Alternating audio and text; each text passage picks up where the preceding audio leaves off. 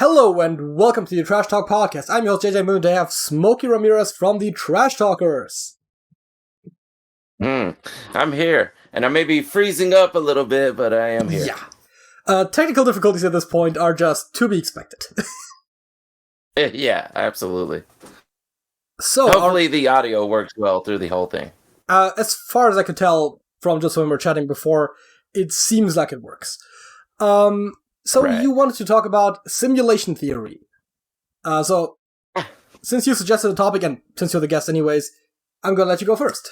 What do you have to say? All right. Well, it's an interesting topic that I've been hearing about. Man, I want to say it's been close to a decade since the first time I heard any kind of formal talk about simulation theory. But today I want to talk about this paper that a philosopher, Nick Bostrom, wrote. And this was written in 2003. It's titled, "Are We Living in a Computer Simulation?" This was probably the paper that broke it to mainstream society. You know, you have the things that Philip K. Dick said back in the 70s, which probably weren't taken very seriously at the time, him being a science fiction author. So they probably threw it right up there with Scientology and things like that. But Nick Bostrom actually spent a lot of time writing this paper, and this is what brought it into the limelight, into mainstream society, and it's been thrown around a lot ever since then. What I want to do is go through the three propositions that he wrote in this paper, and I'll read, the basic gist of what the proposition is, and we can discuss and talk about it, each one individually. So I guess we can go ahead and start with that if you're ready. Yeah, go ahead. All right. So basically, he's saying that there's only three things that are absolutely possible here. One of these three propositions has to be true. By logic and the nature of reality, there's no other options that could be true here. So number one is all civilizations will become extinct prior to routine technological maturity, which is also part of the Fermi paradox. I wrote a little note there. I was about to say that sounds a lot like one of the solutions to the Fermi paradox, which is called the Great Filter, which suggests that since the Fermi paradox states that there should be a lot of alien civilizations that we should be able to detect, but since we don't detect them, that's kind of weird. That's a paradox. And then one of the possible solutions is the theory of the Great Filters, which says that something prevents alien species from developing to a point where they would develop spaceflight or interstellar communication to a point where we could receive it. So that would very well go in line with this first proposition that maybe no one actually gets to a point where they could simulate something with such a high fidelity like our world. Oh, yeah. And that's it, the Great Filter. Like, think about how many planets are out there overall. I mean, trillions and trillions. I think there has to be other civilizations. I mean, we're in agreement with that, right? There has to be other civilizations out there somewhere if there's going to be that many planets, because there's millions of galaxies and each galaxy contains millions of planets. There has to be life on other planets. Are we in agreement with that? Yes. It's almost an impossibility to not have other intelligent life somewhere in the universe. Jesus Christ. So I was just quickly double checking to see some stats when you mentioned the amount of stars. It is estimated there are about 100,000 million, which is to say 100 billion, stars in the Milky Way alone. That is within our galaxy. Yes, exactly. So that is according to ESA. And then they look at the number of galaxies, which is, they say, and there are perhaps something like 10 to the 11 to 10 to the 12 galaxies. They end up getting a number of 10 to the 22 to 10 to the 24 stars. which And millions each is to one- the 6, billions is to the 9, so there's an easy way to calculate the actual name of it, but it's gonna be pretty large. I mean, 12 yeah, it's 12 a would lot be of zeros to say the least. trillion, and it would be three steps. First step from that, I think it would be quadrillion, quintillion, sextillion. I think it would be like septillion. But at that Wow. point, it's an incomprehensibly large number to us, anyways. Yeah, you're much better with math than I am. I'll tell you that right now. That does not really surprise To me. think. And that's not a dig at you. Thanks. I'm just saying I'm certainly above average at math. Yeah, I get it because I'm below average at math. That's for sure. But just to think, I mean, it's almost a mathematical impossibility to not have intelligent life on other planets. So, Yes.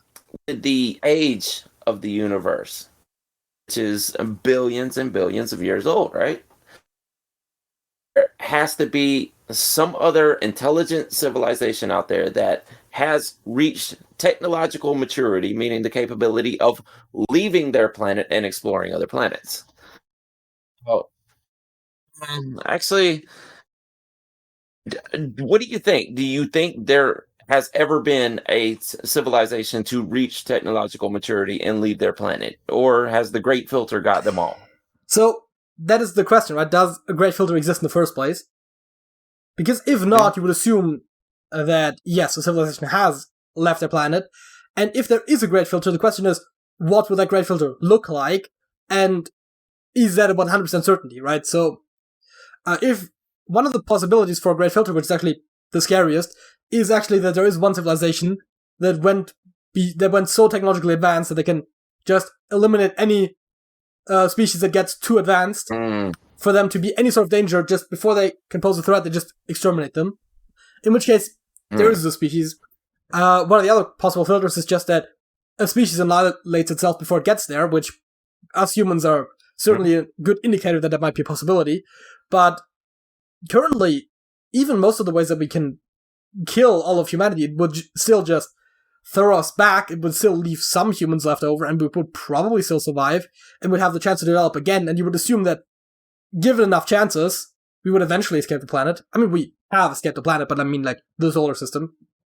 So, I was seeing something about that too. Is they're actually expanding what the thought of the atmosphere is. So now they are saying that even if a human has reached the moon, we still technically haven't left the Earth, because the new atmosphere that they're coming up with, the new realm, the new sphere that they have come up with, actually encapsulates the moon also. Technically, in these new scientists' eyes, I mean, I don't know exactly, I didn't catch the names or whoever exactly is saying this, but technically in their eyes, we still haven't left the Earth. I mean, maybe there's actually some scientific basis to why they draw the line there, because the old line that they used to use was just a number someone just made up at some point. There was, like, no actual scientific argument behind why that should be the line. It's just someone's like, oh yeah, that's pretty high up, like, we'll just put it there, and then just no one ever argued with it since, basically. Yeah. So, Forgot I guess it's good the to exact update it. numbers. The problem with the atmosphere is that, as with a lot of things that surround planets, it gets exponentially thinner, but you have to go, like, pretty far until there's, like, not a single, like, there's probably always going to be oxygen somewhere, right? So, it's just that the space eventually just becomes larger than a planet or something, but they will be out there. So, in theory, just like gravitational fields, which exponentially decrease the further you get away from the planet, but technically, it never stops. Other fields will eventually cancel it out, but it never disappears. So, you kind of have to say, like, okay, this is the point where we say, that's the end of it. We don't consider an atmosphere from beyond this point. And you have to just make a judgment call on some level, I think. But I think it's kind of besides the point, because whether a society can go to its own moon, for example, doesn't really change much on a cosmic scale. I think once you can leave your own solar system is when it gets, like, really interesting. Because that is the first time you have, like, a high likelihood of finding alien life, especially intelligent alien life. Right? It's possible that we find microbial life on Mars, for example, but the chances of that are A, relatively slim, and B, I think there aren't actually a lot of solar systems out there that have multiple planets that could support life. It's actually kind of rare to have that constellation where Goldilocks. So where we have Earth and Mars in the Goldilocks zone, and I'm not even sure. Venus might also just be on the edge of it. I'm not 100% sure. So our solar system in some way is not uniquely, but like disproportionately likely to have life. Again, by like a factor of 2 or 3 because of the additional number of planets. It's not drastic, but it is certainly a difference. If you think about it, though, like the Kepler planets that have been found that are sisters to Earth, those are within a decent range because in the vastness of the universe, these are actually somewhat close relatively. Yeah. The Kepler planets, So if there's inhabitable planets that close to us, there has to be millions of other inhabitable planets out there. That actually, you kind of touched on it, but that brings us to number 2. The number 2 option is that one or more civilizations in the universe has reached technological maturity, but it just so happens that they never actually left for some reason. Yeah, I guess that's kind of part of it. And for some reason, they have never created a simulated world. Yeah, so in this case, for the simulation hypothesis, what concerns us is not necessarily whether they left a planet, but just whether they built a simulation. Yes. So I have actually heard an interesting argument for why number 2 could be true, which is that at the point where it's so advanced, the question is, what do you really have to learn from running a simulation that is presumably simulating a past civilization, right? Because in theory, it's very difficult to try to simulate a present or even future. Future would just have to be completely extrapolated anyways. Present to high fidelity would be pretty difficult. Using historical data to try to recreate the past would make sense, but the question is, what can you learn from it?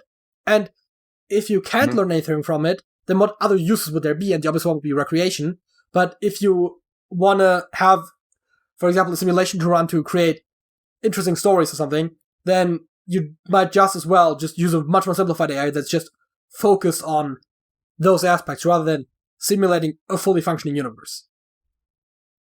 Yeah, I mean, but it's still hard to fathom that there are that many civilizations out there.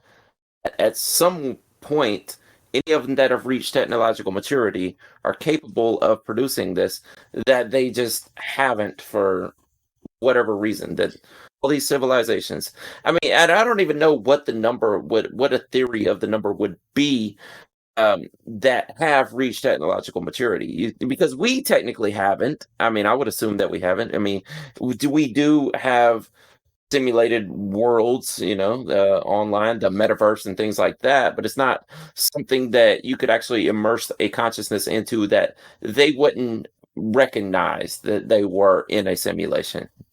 Interesting point of that is just that it is very possible, and that's one thing that I don't think anyone ever really brings up, I mean, from the very limited reading that I've done, that the simulation isn't a 100% faithful simulation with the outside world, right? So the idea that we simulate all things all the time, right? Nothing as complex as humans, but we do run simulations for things all the time. And so the question is, right? Yes. What if the outside universe was much more complex, and this simulation was already the simplified, abstracted version?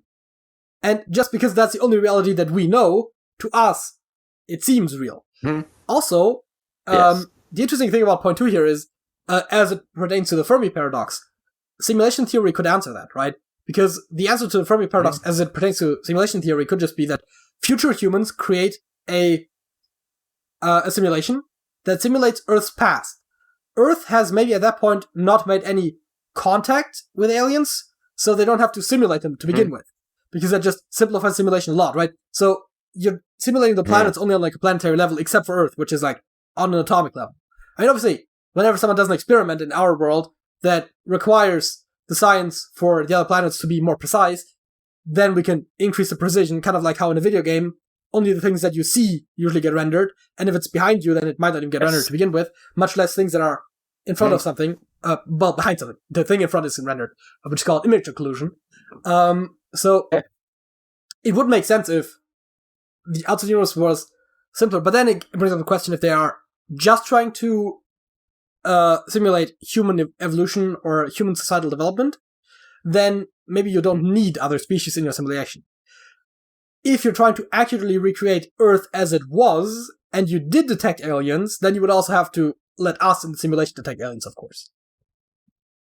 Man, that makes me think.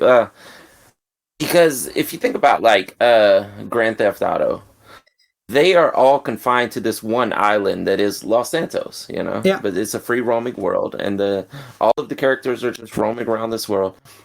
They aren't capable of leaving that island, so to them, that is the world.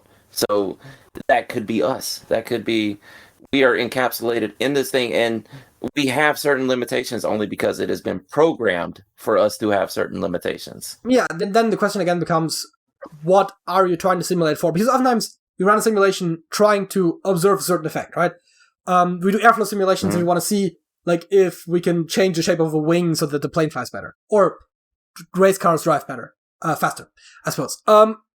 So that's a very simple simulation, but again, the more complicated species would very well likely run more complicated simulations. But if you're, for example, trying to simulate human development, which is one of the things that would make sense from where I'm standing, right? Being a fully sentient human, or at least thinking of myself as such, it would make sense that something about me is relevant to the simulation. Meaning, not necessarily me personally, but like humans like myself. And if it is human development, then if the quote-unquote real humans can leave their planet to a much greater extent than we can, then our evolution, technologically speaking, doesn't really represent them and would be really an inaccurate representation. So there's always the question, right? But what we, for example, cannot leave is our three-dimensional universe, which I know I just jumped up quite a bit in scale, but there's no conceivable technology that lets us leave anything in that area. I mean, even we can't even really conceive of practical ways to do faster light travel, much less close to light speed travel. So even if we're not limited to the planet, of course, it's still very possible that we are just like a simplified version of something, and that maybe we're being simulated in a 4D world, for example. That's one of the ideas that I've had, which I haven't heard specifically mentioned, but would make a lot of sense of why our simulation is so complex, because, I mean, if we ran a simulation of like a 2D world, that would be considered very simple to us. And so... For us now. Maybe. Right? Maybe if that was the confines... If two dimensions were the confines of our world from the very beginning, we would have been raised in that, and that would be all we know. I mean, who knows how many dimensions are out there that are beyond this world? We only know of 3 dimensions, but scientists do agree that there are probably more dimensions. There's the 4th dimension, and so on. It depends on what field of science, because I think string theory has like, I want to say around 10 dimensions. Varies a little bit if you're doing like M theory or superstring theory or regular string theory. There's varieties. And I think quantum physics doesn't really have more spatial dimensions in the way that we think of them, but it has the multiverse, right? So there is the multiverse theory of quantum physics, which states that for every possible decision that could be made, it's usually stated as a decision, but as far as I understand, it's actually on a quantum level, not on like a human consciousness level. So when they say like, oh yeah, you could have, eaten a different breakfast cereal this morning, which I'm pretty sure is an actual example I've heard someone make, then that is a branching timeline, and that's like the only difference. And then every other decision you make over the day branches it further, and of course it's the same for every other human. Of course, in reality, it's much more likely that it's on a subatomic level, that like because we describe quantum events on a probability scale, right? So there's a chance that it'll go there or that it'll go there, right? It can jump in 2 different directions, for example. And so we don't know where a quantum object will go. So that would be that it's like, it goes both ways, right? But we, after the fact, only experience one of the 2 directions that it went. And then there's another us somewhere out there that experiences the other direction. Yeah. And how many are there? I mean, how many alternate dimensions could there be, or alternate realities? Practically infinite. Is it infinite? Is it infinite? Because I know some scientists say it is infinite. By my understanding, it is effectively infinite, and as far as there are more worlds being created at any given point than you can even comprehend, so it doesn't really matter. But basically, ever since the Big Bang, every single quantum event that has happened would have split the universe in 2. So exponential growth since the beginning of the universe. So for all intents and purposes, as it pertains to our human perception of the world, infinite, but an actual, just gigantic finite number.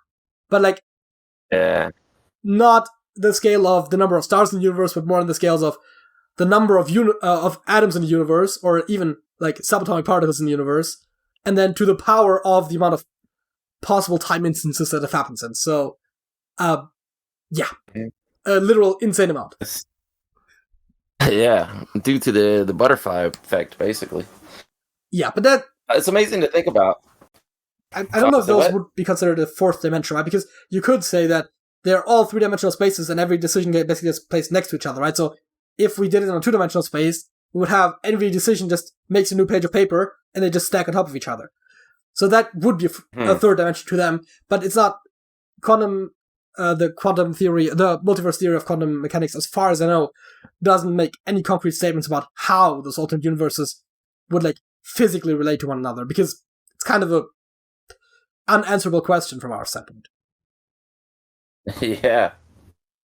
So, I know that Elon Musk likes to say that it's basically 1,000,000 to 1 chance that we are living in a simulation right now. What percentage would you put on it? I believe, if I've read the quote correctly, he said it the other way around, right? It's a 1 in a million chance that we are not living in a simulation. I think that's what he said. Oh, yeah. Did I say it backwards? I have dyslexia. My bad. Yeah, there's a 1 in billions chance we're in base reality. So this kind of goes into, you haven't kind of talked about the third point in the simulation trilemma yet, which is we're in the simulation. We're in the simulation. I thought we had covered that because you kind of bled right into that. Yeah, so, I just, it logically came from, because I had some arguments that were based on what you said for the second point. So the third argument, as it's written here on Wikipedia, says, the fraction of all people with our kind of experiences that are living in a simulation is very close to 1. Which is to say that there is one base reality, they've created a simulation, and then within that, or likely multiple simulations, and within each simulation, the society would eventually get advanced enough to also create simulations. And so, in the most likely scenario, we're in the bottom layer. Because as you go up, the chance like decreases by 1 order of magnitude, effectively. So the chance that you're in the base reality is close to 0. So if we assume that the third statement is true, the chance that we are in base reality is in fact, like, not even like 1 in a billion, but like more like one of those in crazy numbers that we were talking about before that have like unimaginable amounts of zeros. Like, it's virtually impossible that we're in the base reality. But that is assuming that the third statement is true. Which is a difficult question. I don't know which of the 3 statements is true. Right? So, I think the second statement is probably the one I find the least persuasive, even though there is some interesting arguments. Because the idea that there is a civilization out there that doesn't want to make a simulation but could seems kind of unlikely, because at some point when we have a technology, we'll just do things with it, even if we don't have a practical purpose for them. So, at some point, making a lifelike simulation of the universe would be so trivial that, like, you know, some bored kid is just going to do it because they can. So, 2 is somewhat unconvincing to me. 1 is interesting because of the idea of the Great Filter and how that kind of fits together. So, I'm tempted to, just because there's 2 propositions here that I find plausible, to just say 50-50, because in case of 3, we're virtually guaranteed to be in a simulation, and in case of 1, we're not. But we're also going to die before we can make the simulation. So, it's either that we'll die before we can make the simulation, or it's just impossible to make such a detailed simulation. Which kind of goes into point 1 as well, but I'm tempted to say the only thing 50-50. stopping such a complicated a simulation would be computer limitations, basically. Yeah. And you would think with the linear nature of technology, or the advancement of technology, eventually we will have that computer capability. And like you were talking about earlier, it's more of a rendering thing, where the section that someone is looking at Yeah. is rendered, you know, So- and you don't necessarily need the entire universe to be Yeah. rendered all at once. If you were trying to simulate the universe as we live in it, atom for atom, then that would be literally impossible, Yeah. because Yes, exactly. the computer would have to be as complex as the universe. Once you start adding abstractions in there and you simplify it, it would theoretically be possible to run something close to our universe, especially if you have a computer that's possibly larger than our current planet, that is effectively simulating our planet, and then a little bit of the stuff around on the much more simplified version. Because realistically, you don't have to know how much the orbit of our planet is affected when an electron hits it, right? It should, in theory, push it like ever so slightly, but you know, it's like not an appreciable difference, and then another electron hits on the opposite side and it's negated anyways. I mean, realistically more coming from the sun, but you could just be like, oh yeah, like it drifts out of its orbit at like a rate of, you know, like, I don't know, 1 millimeter in a million years or something. And then, I mean, obviously not exactly that, but I'm just making up numbers, but... Yeah.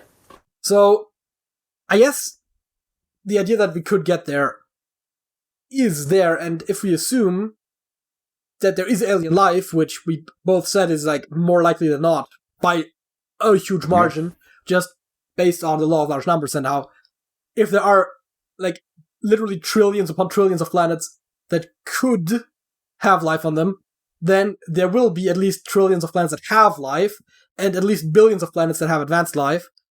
And so I guess yeah, you could argue that it's more likely than not that we live in a simulation. I don't want to necessarily like narrow myself too hard down on an exact number, because I don't have enough information for that. I hear some people make the argument of 50-50, and some people, you know, like Elon Musk says it's, you know, almost impossible that we are not. But, you know, these are smarter people than me, so... Yeah, I think... or, no, let's actually... I don't know if you actually said it, so let me ask you in return, like, how likely do you think it is that we live in a simulation? Well, that's just it.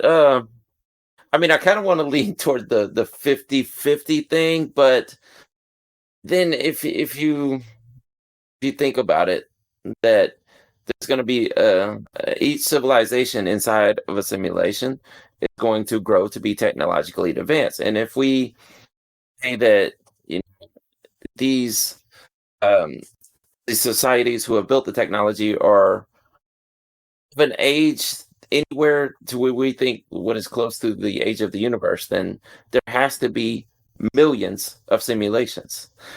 So I don't know, man. I think I kind of lean. Well, you know, I used to think I lean toward the 50-50 thing, but thinking about that, I mean, it just goes so deep that no, maybe it's more on the Elon Musk scale. That there's an extremely small chance that we are not. You know, there's also like the fractal nature of reality too.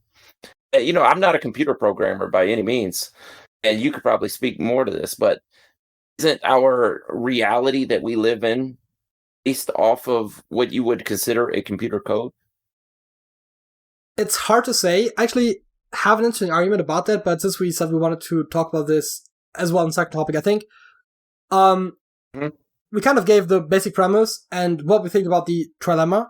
We said how likely we think it is that we live in a simulation. I think we're gonna move on, and then when we get back to the second topic, we're gonna get to what does it matter if we live in a simulation? Like, as in, what would be the realistic impact of whether or not we live in a simulation?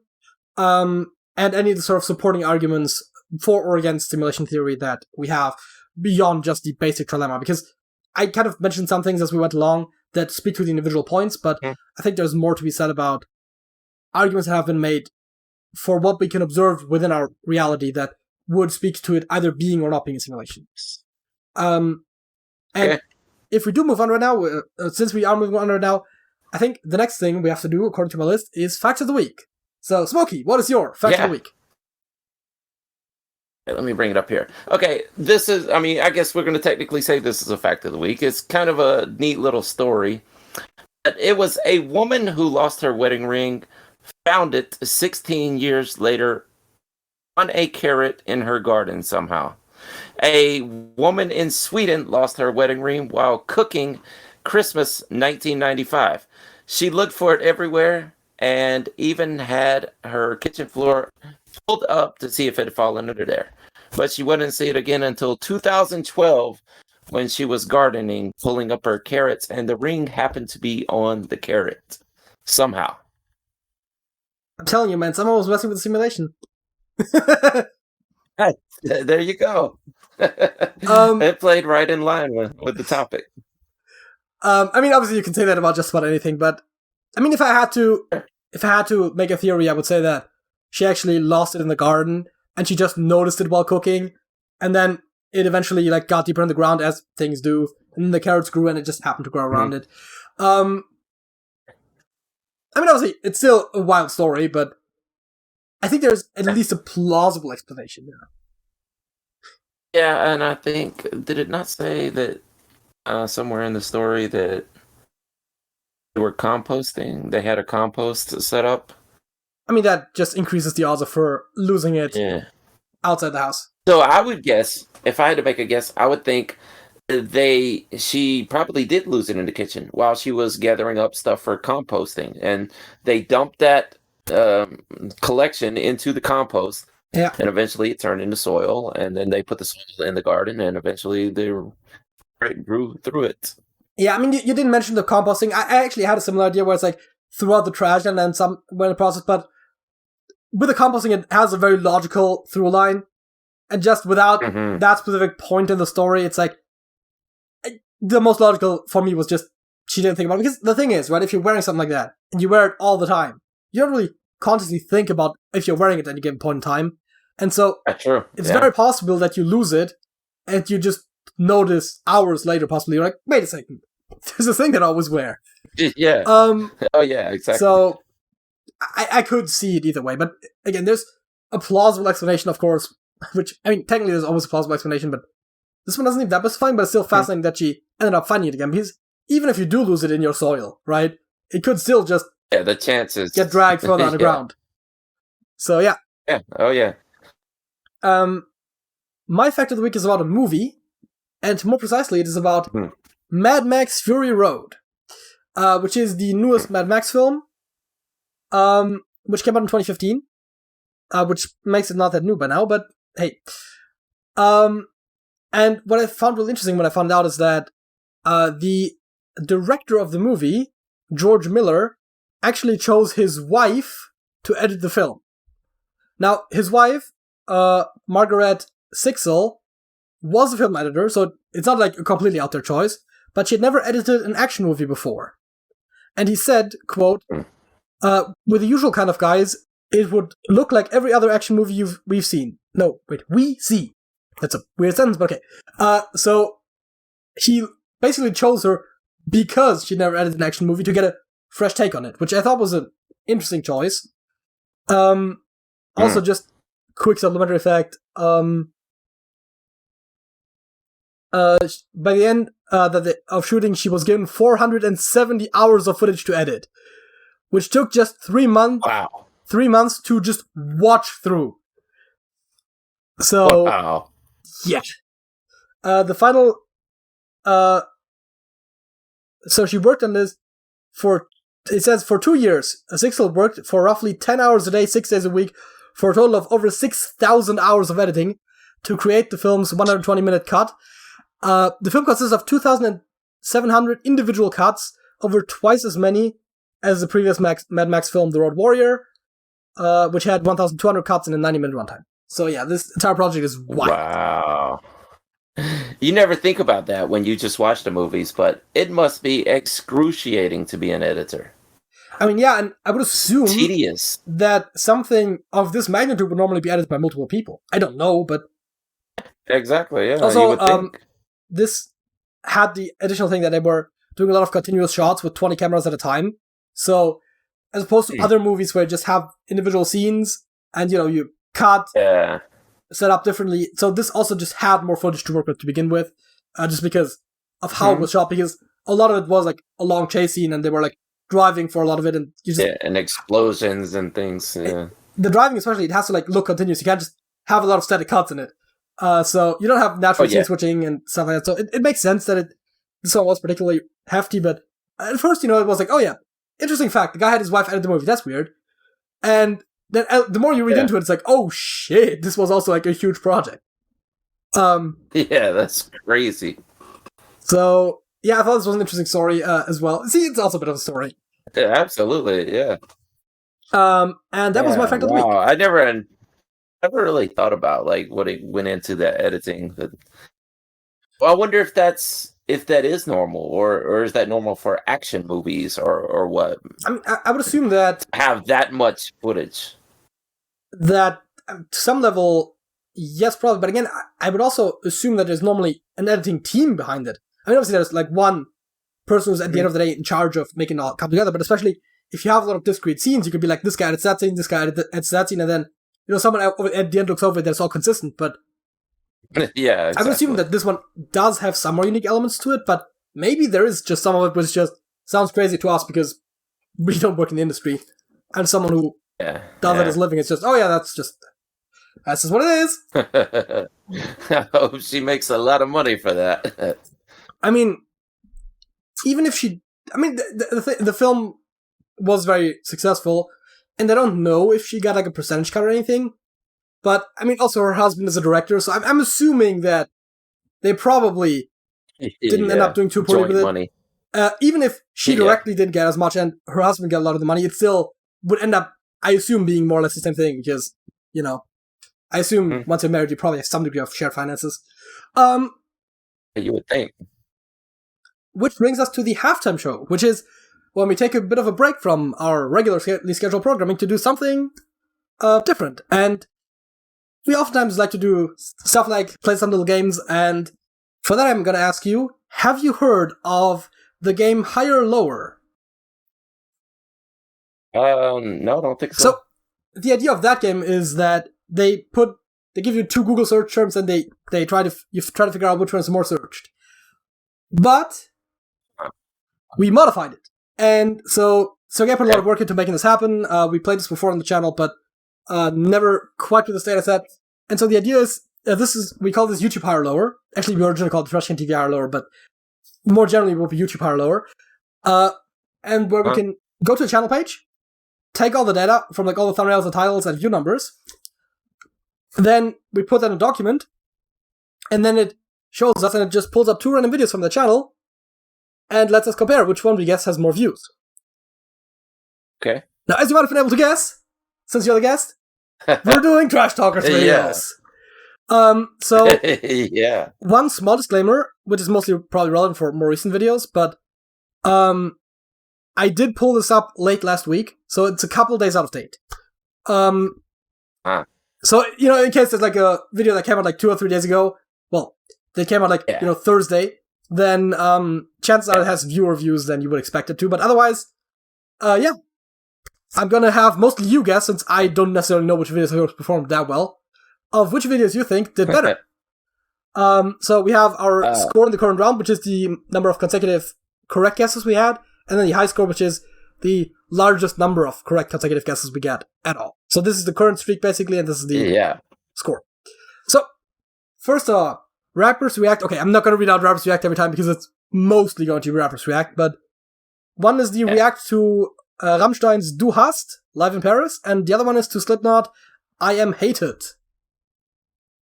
This is going to really show how much I pay attention to the analytics, which I don't really as much as I probably should. But I mean, even when we played it for our channel, the challenge is not really to know by heart all of the view counts, because you can't, but also to have an idea of what you think people are watching more.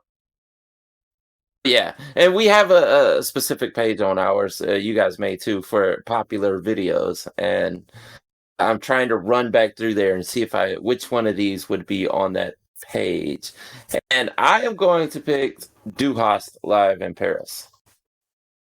That is correct. By the way, the view counts all end a lot of zeros because YouTube these days just displays rounded numbers, so it's only going to be rounded to like the first 2 or 3 digits. But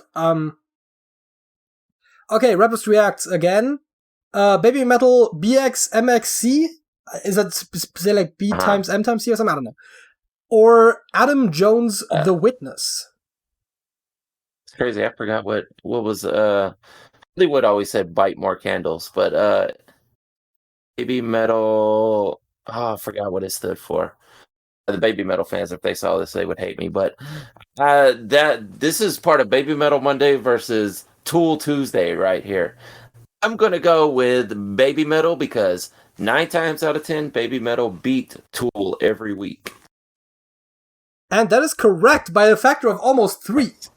So I'm not like the biggest Baby Metal fan because I feel like a lot of the songs aren't that great, but they certainly have some good songs. I really like Karate, for example. So yeah. We ran through their whole catalog. Wow. I mean, yeah. I'm not as hardcore involved in music, so for me it's also just I listened to a couple of the songs and I didn't like most of them, so I didn't listen to that much more. Here we have Limelight by Rush versus Slaves and Bulldozers by Soundgarden. 2 big time bands. I know that. Yes. Oh, yeah. The Soundgarden video we just did, like last week it came out. And so Rush always does really well. I mean, this is not 2112. If it was 2112, I'd absolutely go with Rush. Actually, I'm still going to go with Rush here. I mean, again, this is all of like last Thursday or Friday, so if it's relatively recent, it's also not going to have... I mean, most of you just get most of the views in the first 48 hours, but yes, let's go with Rush Limelight, which I would have also probably gone with. And yeah, that was by a factor of like 30. So... Exactly. Metallica's Fade to Black or Nemophila? Revive. Yeah. Well, Nemophila is a lesser known band, and Metallica is one of the top 5 biggest bands of all time. I'm going with Metallica here. I feel like the fact that I knew how to pronounce one of the band names but not the other gives you a bit of an indication of which one we're going with.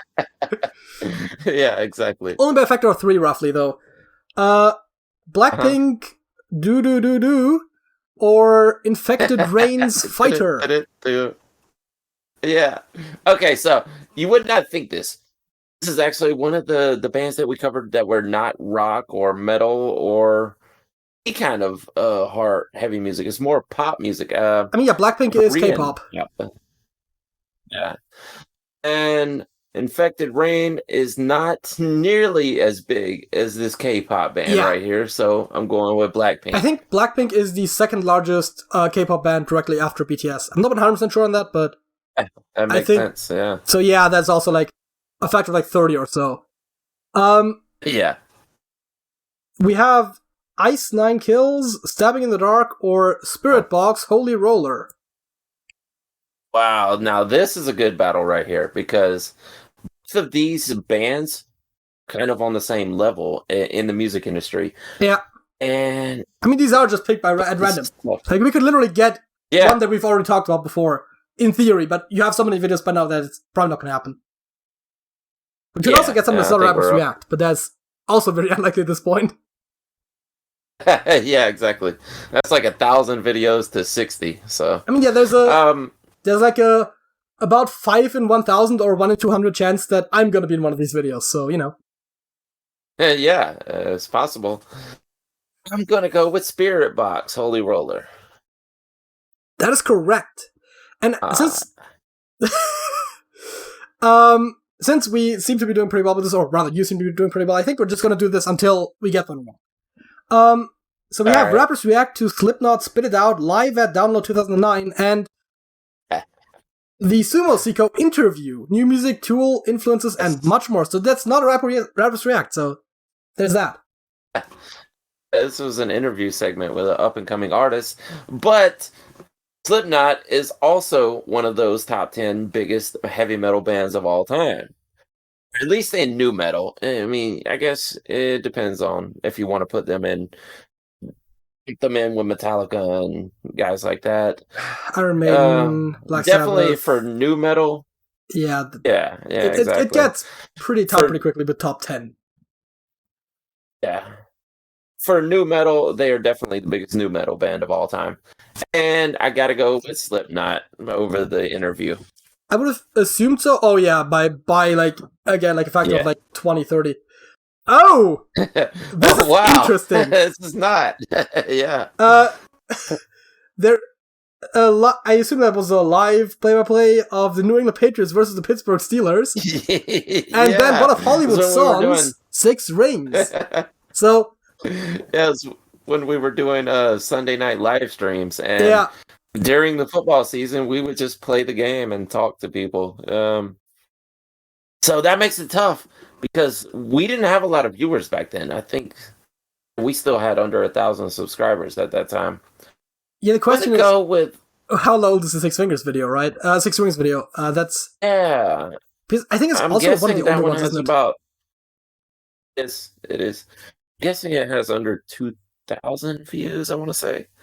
Then again, we weren't getting much on those live streams, and people don't go back and watch live streams from years ago. Yeah. So I'll go with Six Rings, Hollywood. I was guessing that as well, but honestly, I don't have any idea what your numbers are, so... Oh, by one! Wow, that was so close. So, yeah. The numbers were just small enough that it made a difference. If they had been exactly the same, it would have taken either one as a correct answer, by the way. But, yeah. Oh, yeah, this is, I think, it's trivial. Trash Talk Podcast. Yeah. Not this Trash Talk Podcast that you're currently watching, the other one. That's actually how we found out about one another. So Hollywood actually saw that we did a podcast with the same topic as you guys happened to have done the same week, and we had the same podcast name. And Hollywood was like, huh. And that's how we guys know. That's how we know each other. Versus reacting to System of a Down. Speaking of, like top 20, top 30 sort of metal bands. Yes, exactly. So what do you reckon did right up there? Oh, I mean, obviously, our podcast didn't get that many views compared to Rappers React. So I mean, our podcast is also System of a Down. Like, this podcast is also still like one of the lesser viewed formats for sure. Yeah. Compared to your video game videos. Yeah. Oh, whoa! Did you see that? The podcast at 2,200, and the System of a Down at 7,400. They were actually a lot closer together than I would have thought. I would have thought that the System of Down would have more views and that the podcast would have had fewer. It's not one of the radio hits. The radio hits usually get much, much more. Speaking of songs that I have heard on the radio before, Johnny Cash's Hurt. Yeah. Or, of course, The Primus, The Final Voyage of the Liquid Sky. What a title. This one's tough. Yeah, what a band too. Yeah. If you know anything about Primus, you know why they come up with names like that. Gotta go with Johnny Cash Hurt. I think it probably got. That's a great song too. Oh yeah, definitely. Actually. Oh yeah, it's like. Oh, okay. Was I wrong? Well, no, you were right. It was almost 10 times as much. Okay. It was like. Well, I added. It was like 60 times as much or something. To Primus too. Gotcha. So it looked bigger because it was like 4,500 versus 36,000. So yeah, that's what it was. Yeah. You can see in the middle where it says versus, like after I click it either is a green check mark or a red X. Okay. And then also you can see if the score is 0 afterwards, which is also, but that's relatively small on the screen still. I made it bigger, but it's relatively small.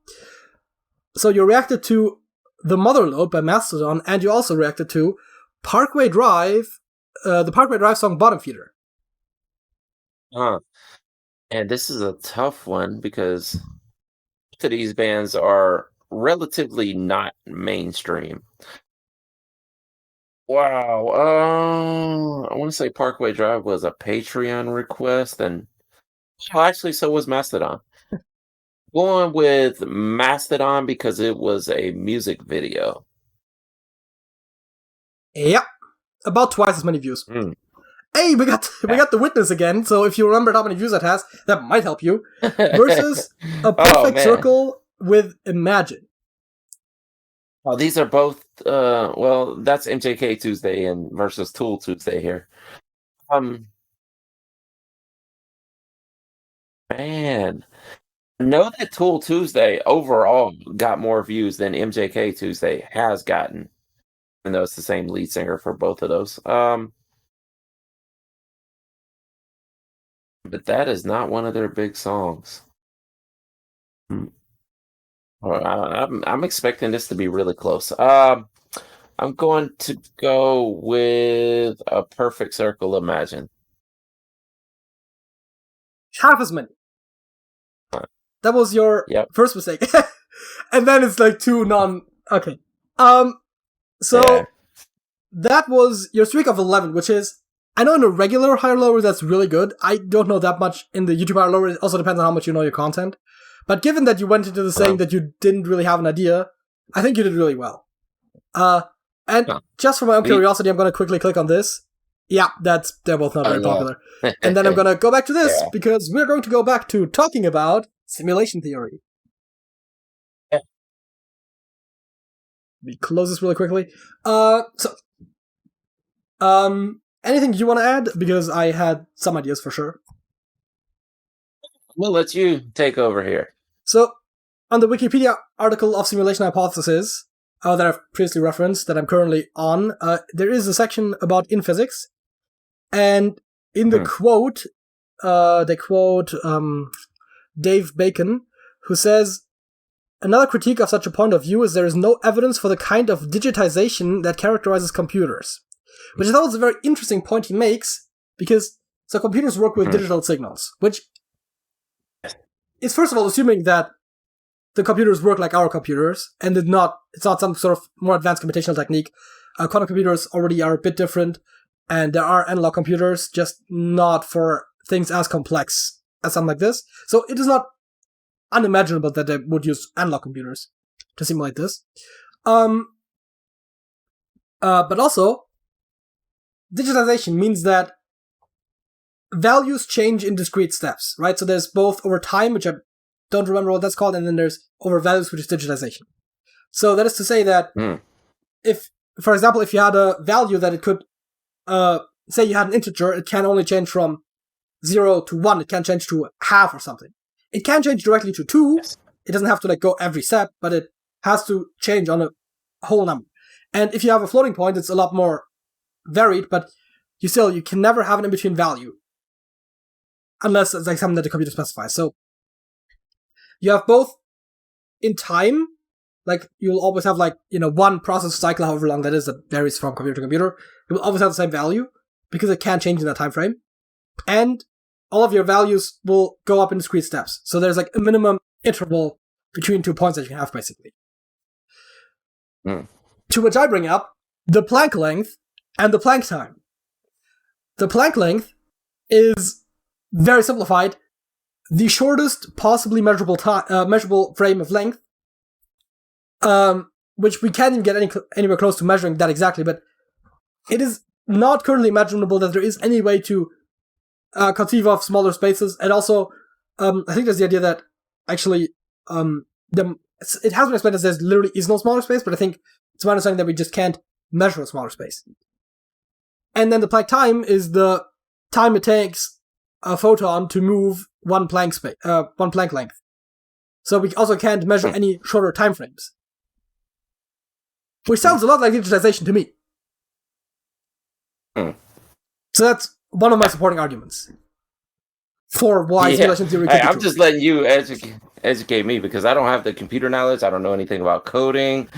And you're teaching me something about quantum physics also. So I mean, it's interesting. I don't know what I can add to it. Especially when it comes to quantum physics, I'm not an expert. I'm just regurgitating what I half remember. So that can also sometimes be a bit dangerous. So that was something that I noticed here that is very interesting, because the idea that having those discrete intervals would be something that you would expect from a simulation, and then technically, at least in some areas, having those having defined values for what those would actually be in the real world makes me think that maybe simulation theory has some additional leg to stand on. There was something else. Actually, you were trying to say something before I cut you off to put this in the second topic. Right after we talked about probabilities.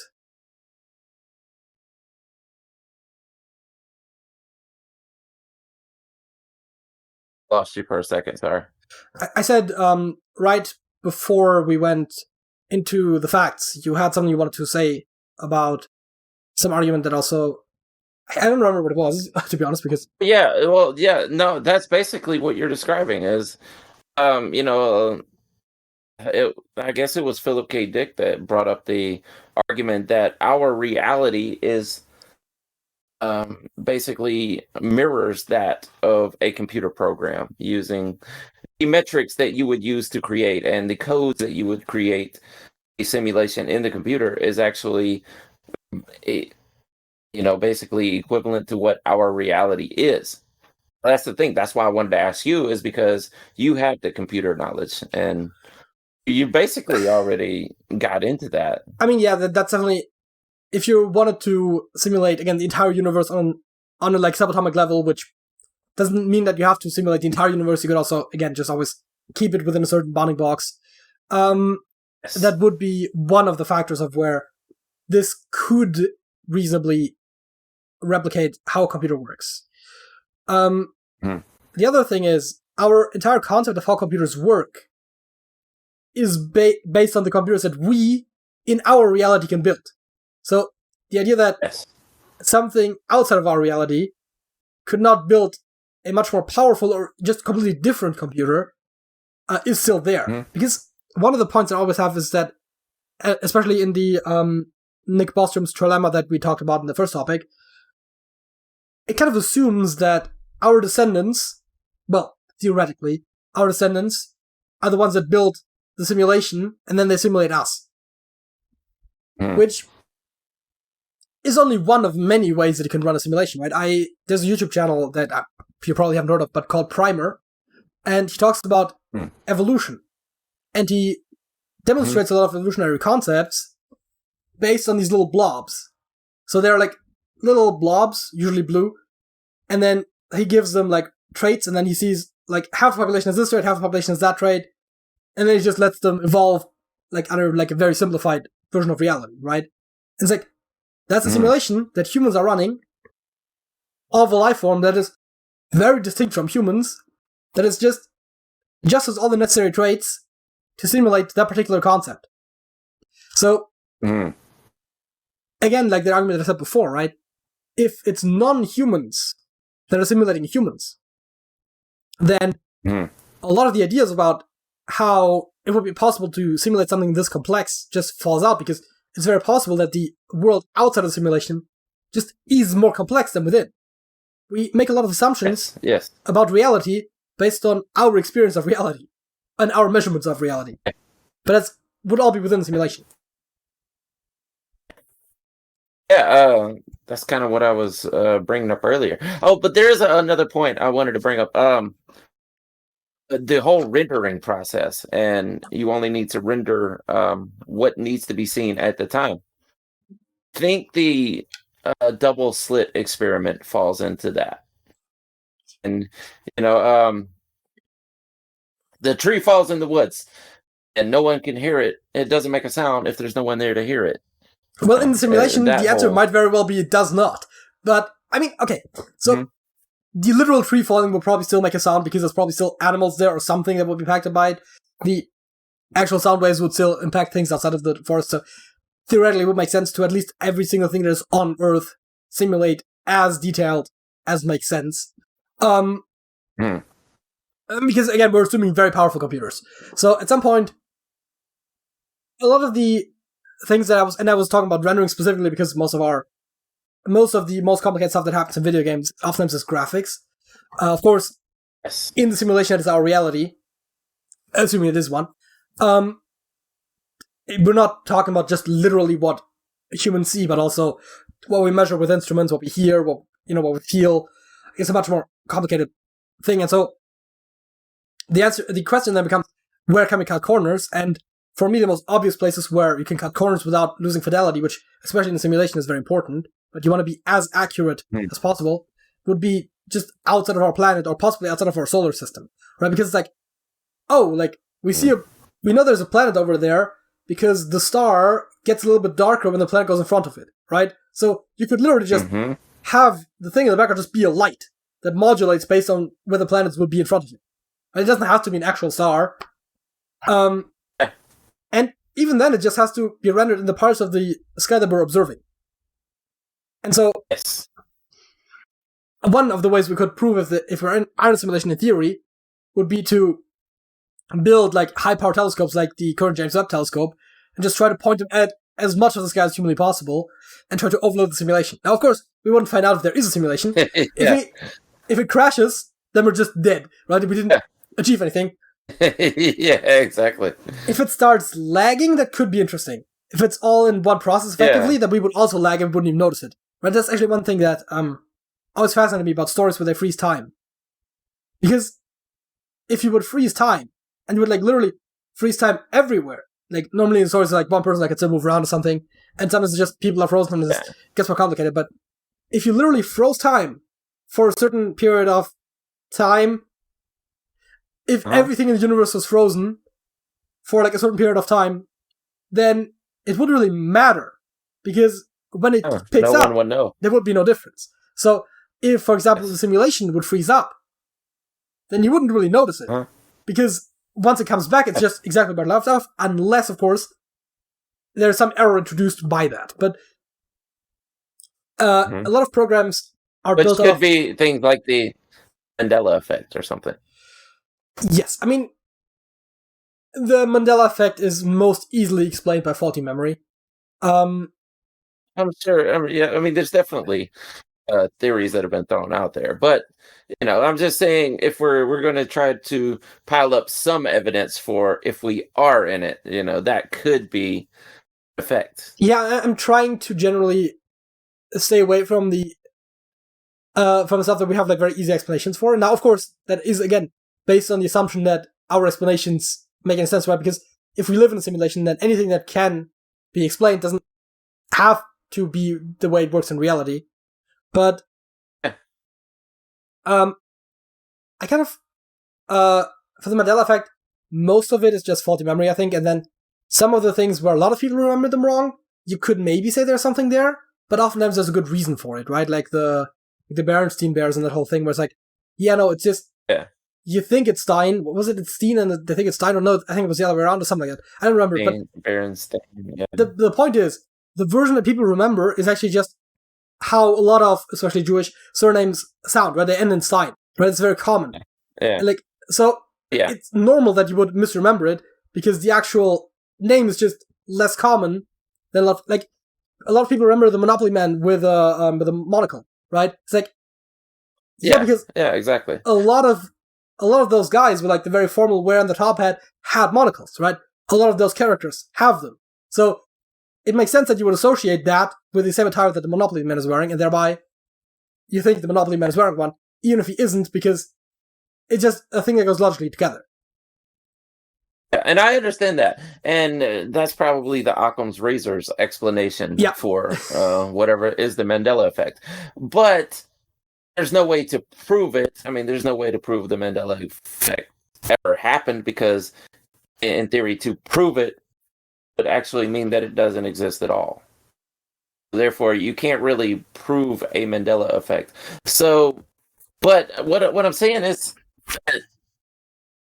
if it's not the Occam's razor's explanation for it, then it could still be part of malfunction in the simulation. It could be, but the thing is, even phenomena that we find perfectly normal could be malfunction in the simulation that we're just not aware of. Yeah, true. Right, so deja vu. Yeah.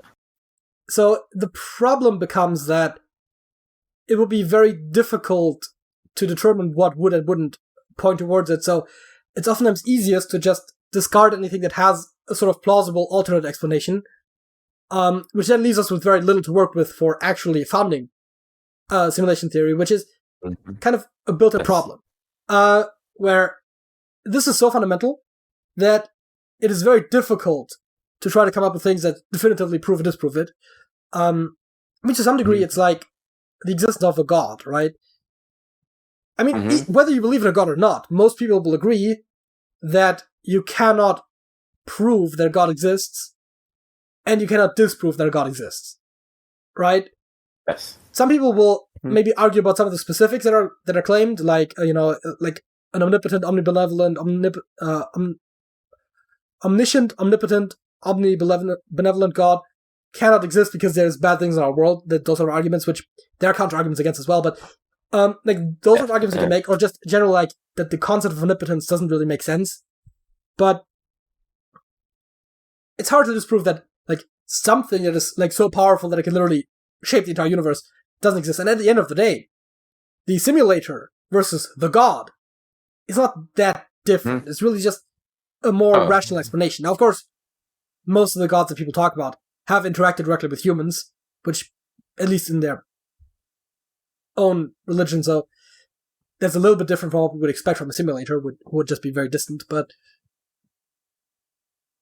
That makes me think, though, like, if this is a simulation, that there could have been creators that were able to plug their consciousness into the simulation, and those are the deities, those are the gods, those are, the angels and the demons or whatever, just doing whatever they did for experimentation or fun or whatever it is.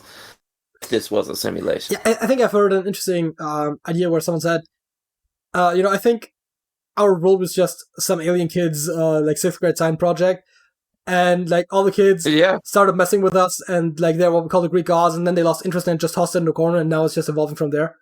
Which is perfectly reasonable, right? So why are the times of wonder in the past, right? It's because no one cares to interact with our world anymore, right? No one is messing with the settings, no one is like creating weird creatures, no one is directly interacting with us. It's just everyone lost interest and is just running now, right? It never was meant to be a simulation that proves anything. It was just like an entertainment thing experiment that just kept running, right? Like, you had your GTA Online server and you played with your friends, and then eventually you stop playing, but the server's still running somewhere, and like the NPCs are still interacting with one another. Those characters, right?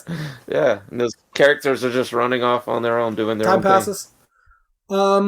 It's possible, and that is one of those explanations that it would explain a lot of our mythology, for example, which could very well be explained by actually did happen. It's just there's no trace left of it because someone removed it again or something like that. So simulation theory can that would explain a lot of things. Huh?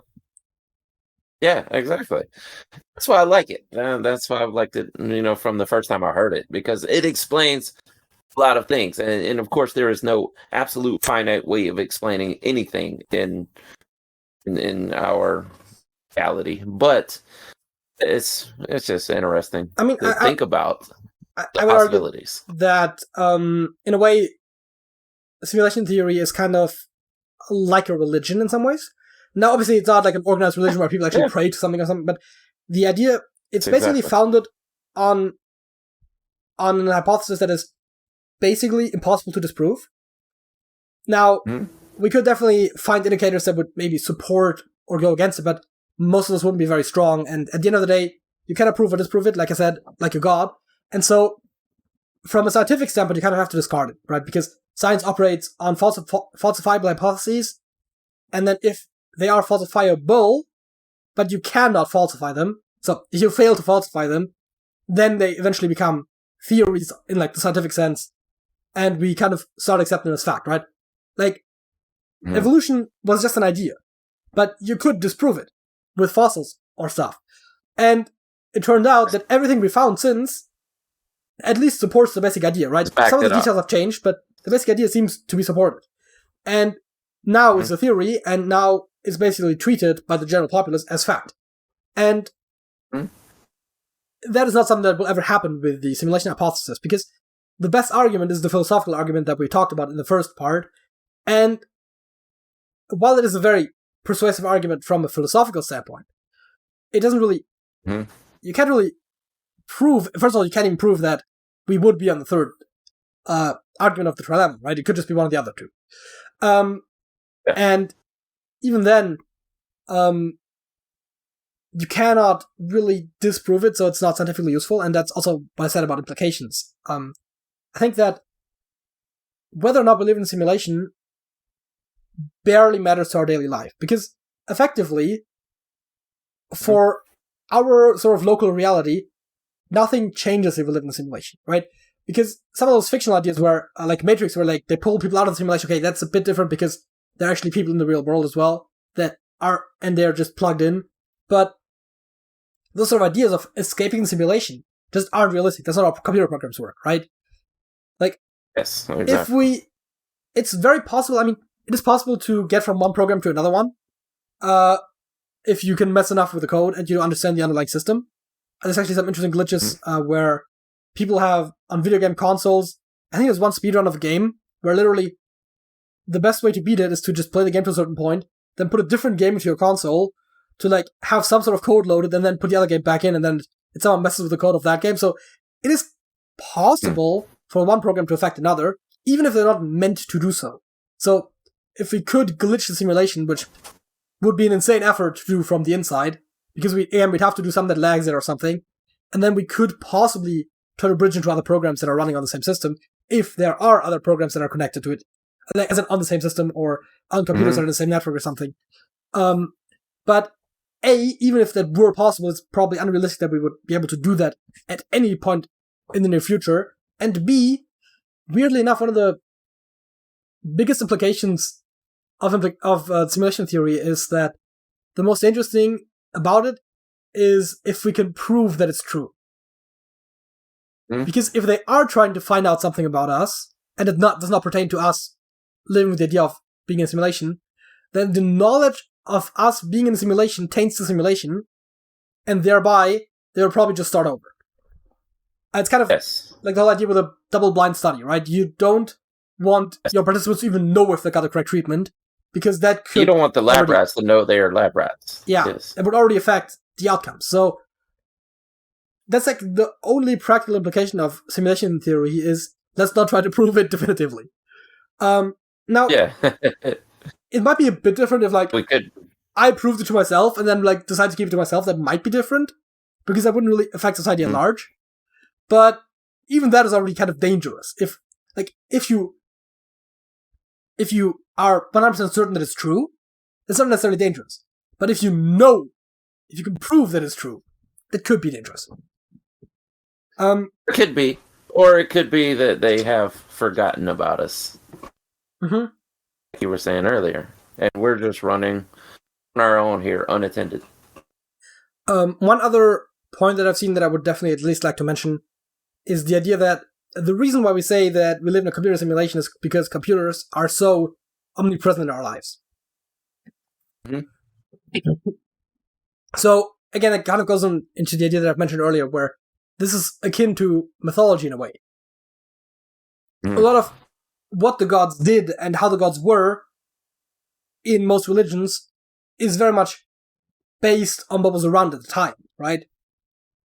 Why did they have gods of harvest and of the weather and, of the stars and of the sun, and they didn't have, the god of the internet? Because they didn't have any internet, right? It's a stupid concept. Yeah, they didn't know what it was. So they didn't even understand math, really, at that point in time. Okay, that is not necessarily entirely true, but it certainly was a lot more limited. Also, at the time, kind of assumes that we're not having religions anymore. But of course, we're talking about like the ancient Greeks, like they were literally the forebears of math, so it's very possible that they believed in Zeus and had math at the same time. Ancient Egyptians calculated, or was it the Greeks actually? I think one of the pillars was in Egypt, but like they put up 2 pillars to calculate the circumference of the Earth based on the angles of the shadows. So like they had math. Yeah, sure. And they were actually relatively accurate with their calculations too. As per the circumference of the Earth, which is one of those things where it's like, oh boy. So you're underestimating them a little bit, but this wasn't as complicated of a system, though. Yeah, they definitely. It's one of those things where we've basically had it since back then, and we've constantly kept building on it. So yeah, it's a lot more complicated now. But yeah, obviously, it is a math, and you're the math whiz, not me, but math is one of those things that was inherent in reality, in our society, or in our universe. You had to discover it rather than invent it. Certainly to some degree. So a lot of like the basic stuff like addition multiplication is like very evident, right? You have, if we start back in elementary school and you have 2 apples and I give you 3 more apples, how many apples do you have, right? Yeah. Yeah, exactly. And then a lot of it just grows from there, and you could argue that some of the more higher concepts of math are really just us just expanding the system and just making up shit. Yeah. But it's almost fascinating where like concepts like complex numbers were initially seen as just a weird thing that someone made up and that doesn't really have any real consequences. And then we found applications to where we can use them for things that are relevant to the real world. So there does seem to be some link between math and reality, for sure.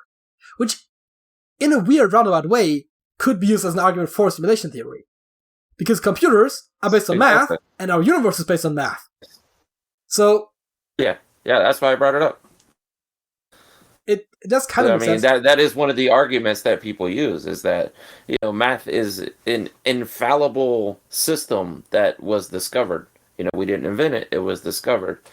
And that is the laws that our reality works upon.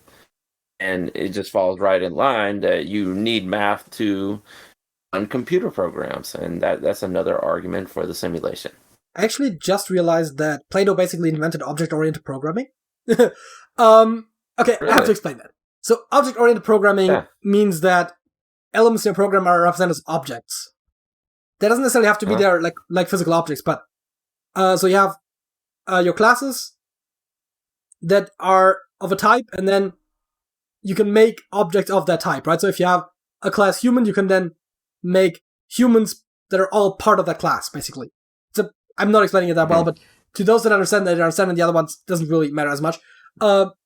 Which kind of, I think, goes a little bit hand in hand with the idea of Platonic solids. I think that's what it was it? The idea that, there is like some abstract plane on which there is like the archetypical human. And all humans are basically just copies of that idea. Which kind of goes hand in hand with how object-oriented programming works. So languages like Java or C++ or something. So that's another interesting parallel that we can definitely draw between, ancient Greek philosophy and modern-day computers.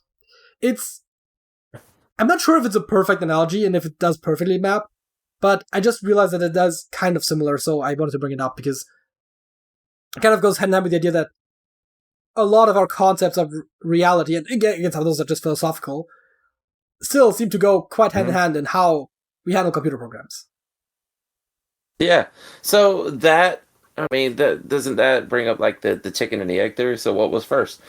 That computers are just based on the laws of our reality, or are our laws of reality based on a computer program? That's the ultimate question in the end, I imagine. The sort of Occam's razor explanation will probably be that the computers are based on our reality and not vice versa. But it's not to say that it couldn't be the other way around. It's kind of interesting because, of course, as you said, like a lot of just the way computers work are A, limited by our reality, and B, by our imagination to some degree as well. And so the fact that a lot of what we make with computers ends up looking a lot like things we thought about reality kind of makes sense. And it could just go both ways, right?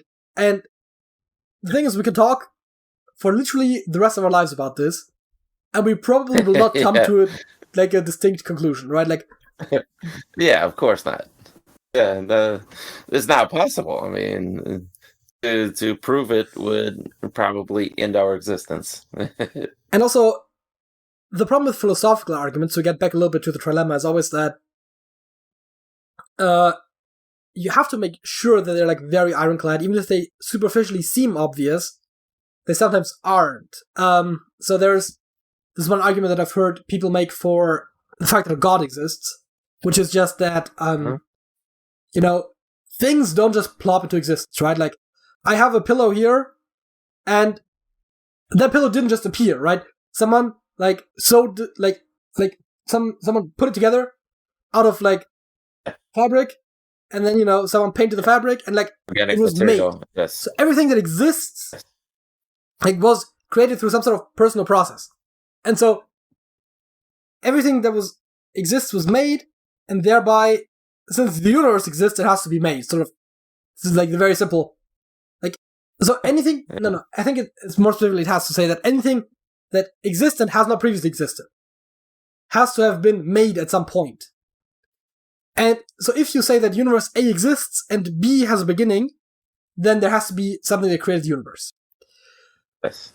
The problem being that A, we don't know that the universe has a beginning because the Big Bang isn't technically the beginning of the universe, it's just the matter from all being clumped on one point and then expanding outwards. So where that matter came from, we don't necessarily know. But also, the universe doesn't exist in the same sense that my pillow does, right? Because my pillow is just made up of other things that already existed. So saying that the universe came out of nothing, and thereby must have had a creator, is very different from saying this pillow is made out of cotton or something. I actually don't know. Silk. What do they make pillows out of? Doesn't matter. Probably polyester. Probably. Doesn't really matter. The point is, right? Like, that previously existed. And, you know, if it's like cotton, it comes from a plant. If it's silk, it comes from an animal. If it's polyester, it comes from plastic, which is a lot more complicated. But if you say it comes from a plant, then that plant eventually grew out of a seed, and that seed comes from another plant, and, like, we could track back the pillow to the beginning of the universe, right? Out of being made out of things that already existed. And so that... Yes. So the being created of the universe and being created of a pillow is fundamentally distinct, even though we use the same words for it, right? And so that is a sort of trap that we can very easily fall into with philosophical arguments, where it's like, oh, you know, the universe had a beginning, your pillow had a beginning, thereby, if your pillow was created, the universe must have been created. Obviously, it's a bit more complicated, but it's just because we use the same words to describe those things does not mean they're the same. And so... Was there a beginning, though? And that's the ultimate question, though. Was there a beginning to the universe? Like, there's nothing we will ever be able to prove. Yes, you said the Big Bang. Of course, that's just tracking projection of our universe that we can see all back to a singular point, because everything seems to be expanding away from itself, you know? Yeah. That was before the Big Bang. So, the basic idea is that when space started expanding, so did time, because of how space-time works, because of Einstein's relativity, means that, in theory, it is kind of a nonsensical question to ask what was before the Big Bang. I'm not saying you're stupid for asking it, I'm saying the concept of time kind of also came into being with the Big Bang, at least as far as we understand it. Yeah, it came from that, yes. Which is to say that... I understand that, yes. There is no such thing as before time, and so there's no such thing as before the Big Bang. But whatever was before the Big Bang was outside of space-time. Yeah, which means that it's not really before, and also, since there's no time, there's no causality, and since there's no causality, there's no cause. It's honestly, both from a physics standpoint and from a philosophy standpoint, a very complicated question. And the simple answer is we don't have an answer. So that kind of goes into, of course, if it's a simulation, then the origin is just someone turned on the simulation. Possibly not even starting with the Big Bang, but starting with, like, whenever Earth cooled down and first had life or something. Because the thing is also, if it is a simulation, we kind of get back into last Thursdayism, right? It's impossible to say when the simulation was started. Because we could have just started the simulation at any given point and just set all of the circumstances up to be where they are. So, in other words, the simulation will start last Thursday, and everything before that is just fabricated. Absolutely. So... I mean, and there's no way to prove it, so... the only thing you can do at this point is just talk in circles. Yeah, and I think we are, to some degree, so I just want to leave as a sort of final note that because it's like the God explanation, the simulation hypothesis is a sort of all-encompassing, this can explain everything kind of explanation, but it is perfectly valid to say I don't know. And you shouldn't necessarily believe in something just because it offers an explanation, especially if it's not necessarily a satisfactory, if it's not a good explanation. Because if it's not a well-founded explanation, then now you're just believing something to believe something rather than saying I don't know, and that is perfectly fine to say I don't know. Yes. Absolutely. That's why I have said my entire life, the only religion that makes sense to me is agnosticism. I mean, agnosticism just means you don't know whether you believe in, but you're not certain whether God does or does not exist. I mean, anything, because anything. I mean, atheism is a religion.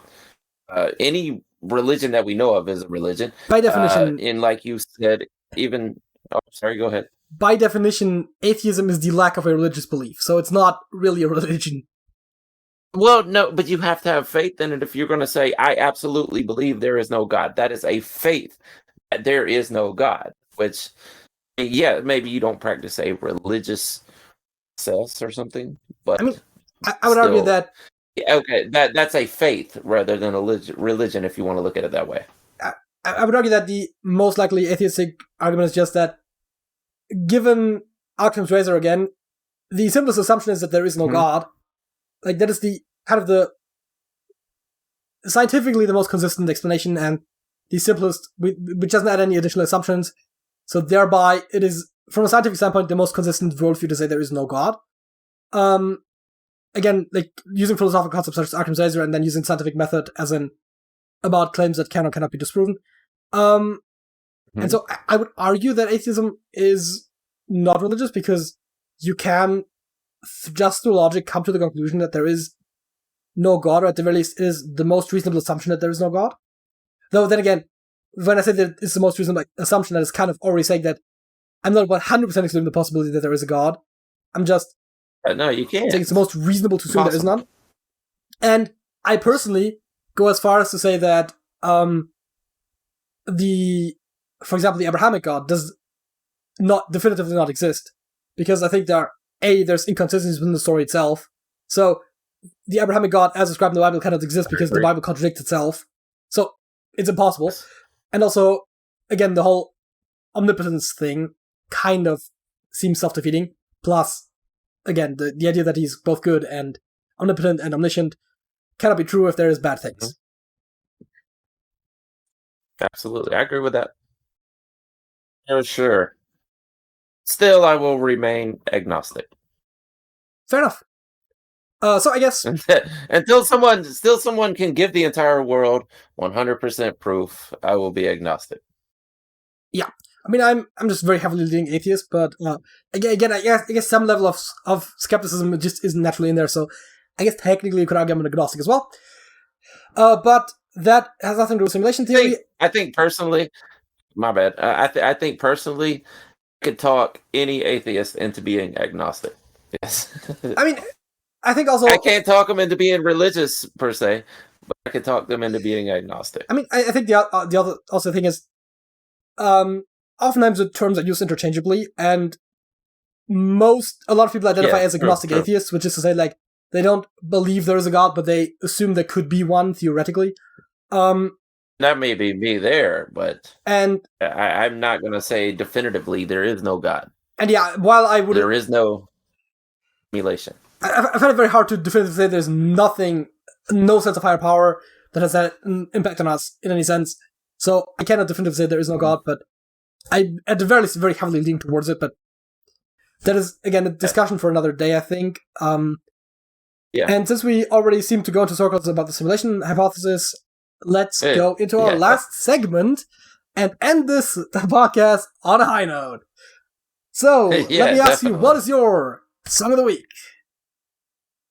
It is a lovely band, a metal band out of New Zealand, and it is Alien Weaponry with Kai Tangata.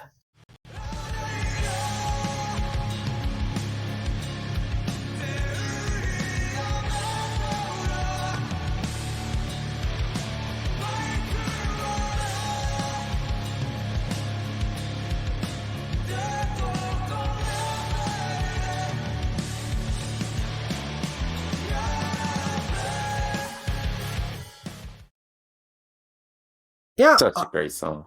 I actually like it. So, I mean, it's not that surprising since I tend to like at least certain metal subgenres quite a bit. But yeah, I actually quite enjoy that song. And do you want to say anything else about it, or should I just get into my song? Well, the song is not in English, obviously. It's Maori, I believe it is, the native native New Zealanders. And it's about the battle where they had actually achieved guns from English, I presume. And they had actually brought the guns back and were able to use those in battle. Yes. I don't know if there are Maori in other, like, neighboring nations, but I mean, if they are specifically from New Zealand, then I would reckon that it was from the English, yeah. it's kind of weird how there's kind of a lot of songs about that, like just from different cultures about how they were fighting against the British.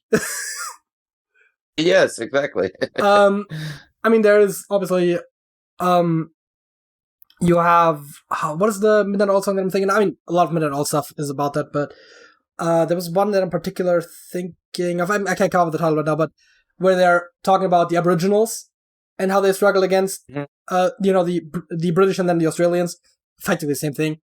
The white people that live there. And there's also Iron Maiden had a colony. Yeah, and Iron Maiden had a song. Okay. You know what? I know we're in the middle of Song of the Week segment, but it's not the first time I looked up stuff in the middle of it. So okay, Midnight Oil had the song "The Dead Heart," and Iron Maiden had. Actually, it is "Run to the Hills." I should have been able to come up with that. Where "Run to the Hills" talks about the Native Americans in North America. Songs about the natives struggling with their British or British descended opposition is somehow very common. I wonder how that happened. Throughout the entire world. Yeah. While I cannot tell you a story about my song, I can tell you how I selected it. And that is, since I know you like metal songs and you have a series where you react to metal songs, I figured I like metal songs, so I pick a metal song that I liked. And then I was like, you know what, let's see if I could pick a song that you haven't reacted to from a band that you have previously reacted to. So, okay, my song of the week is Amaranth by Nightwish.